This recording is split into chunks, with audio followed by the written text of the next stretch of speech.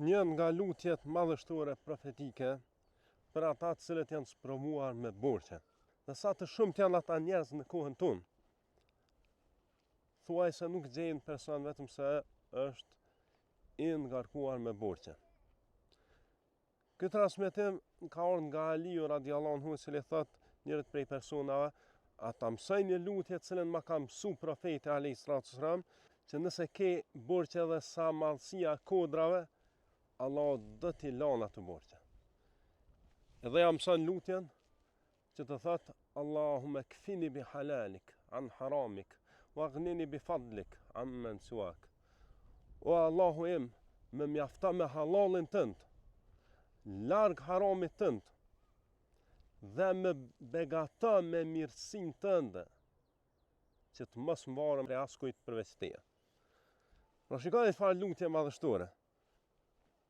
Po i lutesh Allah që të mjafton me halalin e ti. E halali është shumë e shumë se harami. Shumë njerëz mendojnë që kinse ne e bëjmë çdo gjë haram. Kjo është gabim. Feja nuk ta bën çdo gjë haram. Vetëm atë që është e dëmshme. Dhe ka shumë gjëra që dietarët janë mos pajtim aty, domethënë që është patjetër e ndaluar, sepse profeti alayhis salam ka thënë halali është i qartë dhe harami është i qartë. Por midis halalit e haramit ka gjëra të paqarta që shumica nuk i dinë. Pra shumica gabojnë tek ato gjëra që janë midis halalit e haramit. Por se halali është i qartë. Martesa është halal, tregtia është halal, do thot ndërtimi është halal, e shumë punë tjera, mjekësia është halal.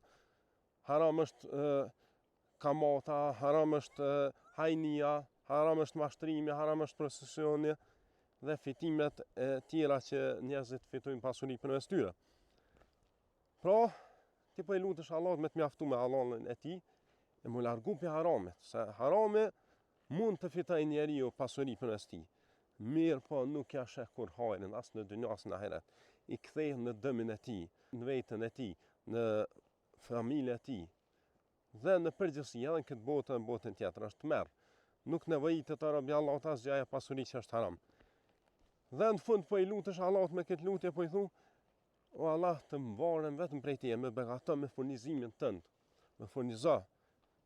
E depot e qiellit e tokës janë në dorën tonë, da Zot. Dhe andaj me begato me mirësi tua. Këtë lutje rekomandoj gjithëve, dhe që të jeni konsistent, do të vazhdueshëm, këmbëngulës. Se kush është këmbëngulës me një lutje, i sinqert, aja lutja atij do t'i pranohet.